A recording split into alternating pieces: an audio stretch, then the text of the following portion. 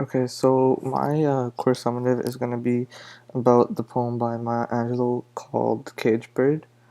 And yeah, so I'm just going to start off this presentation by first reading the poem so we can get to know what it's talking about. So, yeah, so Caged Bird.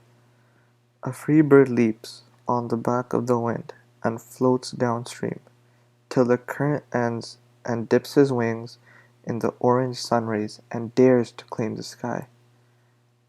But a bird that stalks down his narrow cage can seldom see through his bars of rage. His wings are clipped and his feet are tied, so he opens his throat to sing.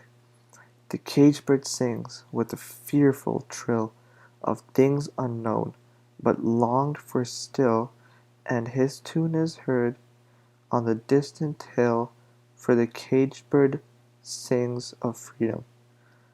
The free bird thinks of another breeze, and the trade winds soft through the siding trees, and the fat worms waiting on a dawn bright lawn, and he names the sky his own. But a caged bird stands on the grave of dreams, his shadow shouts on a nightmare scream. His wings are clipped and his feet are tied, so he opens his throat to sing. The caged bird sings with the fearful trill of unknown things, but long for still, and his tune is heard on the distant hill, for the caged bird sings of freedom. Alright, so this poem basically looks at the symbol of the caged bird, which is basically the main thing, basic thing, the main thing, and Maya Angelou compares the caged bird to another bird who's actually free. So here I have the two symbols. I have the caged bird on the top, and then I have the free bird over here. So of course you can see the differences just in the symbols itself, and we notice how we reflect on symbols in like the lessons as well. And you can see that when she compares these two symbols, she wants us to get a clear picture, and that's why I also use the actual pictures themselves. So she starts off in the first stanza over here, as she describes the free bird. A free bird's open, a free bird can fly, a free bird is in the sky, and it's like just having fun, it's enjoying life. But then she goes, but a cage bird, but a bird that's stuck, but a bird that's clipped, so a bird that can't go anywhere. He's kind of tied up, the bird that doesn't have any freedom, right? Instead, even though it can't move, it still opens its mouth to sing. And I guess when you look at like the historical or like in the past of events during this time this poem was written, was a time when segregation was prevalent in American society as well as even the world itself. There were slaves and everything, and there was also segregation differences between the blacks and the whites. So here we have the cage bird, it's free, which can do whatever you want, and it's open and it has nothing stopping him, and which was, I guess you can say, like a Caucasian at the time. But the cage bird at the top is the people that were depressed and were segregated and didn't have as many freedoms, even though they did have did have like they could do what they wanted, but like in a way they were forced to not have as many freedoms. So in the end, you can see that like as the poem progresses, you can see she goes, the cage bird sings with a fearful trill because they don't know anything. They wanna express their voice, and I guess that's maybe you can see, for example, the different riots that were occurring for segregation, the peaceful protests with Martin Luther King. They had their speeches, they had the dreams, and they couldn't, even though they couldn't physically at this time assert their dreams because of segregation and everything. They still sang. They still not sang, but metaphorically sing. But they still raise their concerns and raise awareness of how like segregation was wrong.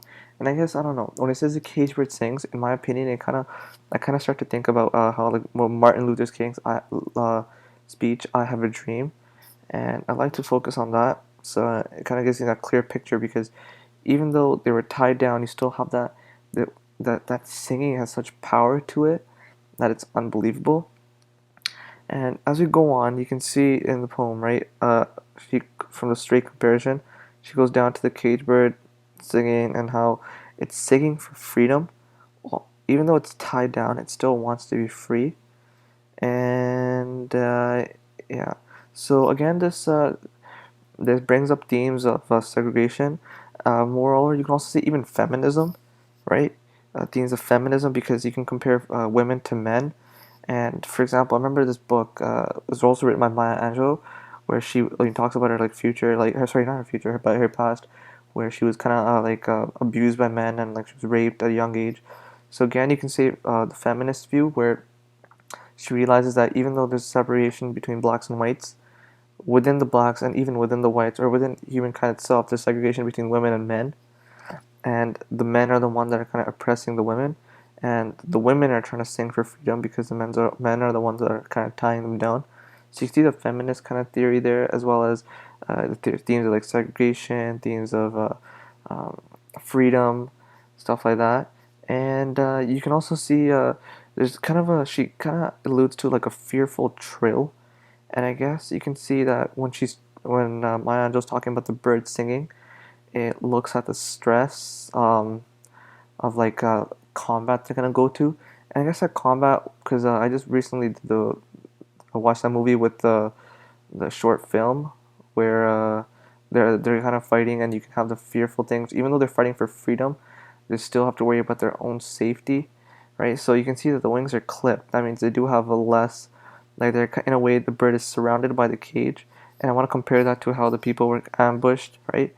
In the short film, but I forgot what the guy's name was with the I think it was Men in Black or in like the sandbox or something. But you can kind of compare it to them too, as well. How they got stuck at that one point where they were ambushed all around and they were getting shot and everything, and they have that fearfulness where they don't know what's gonna happen. They don't know what's gonna happen if they go out, if they stay in. So they're kind of stuck, but they're trying to fight their way out. But the thing was, their way of singing, I guess, was to fire back, and the sounds of the bullets was their way of freedom and their way of getting out of that situation. But in here, you can see like the wings are clipped and the feet are tied, right? So you can see that they're stuck, right? But the way for their freedom is something they can sing and maybe someone can hear them, right? And from there, like they'll be free.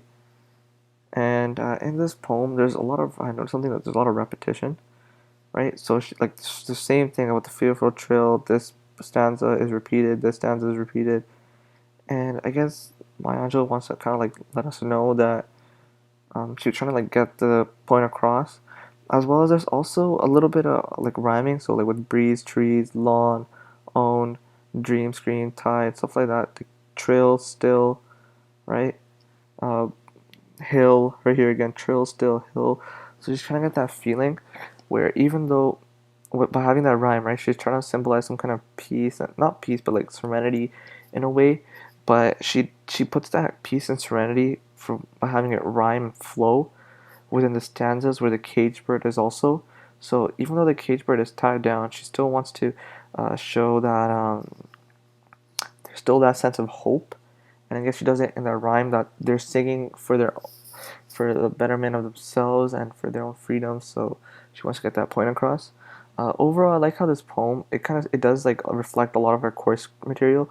Again, with the symbolism, with the different themes, symbolism of the bird, so you have the free bird and the cage bird.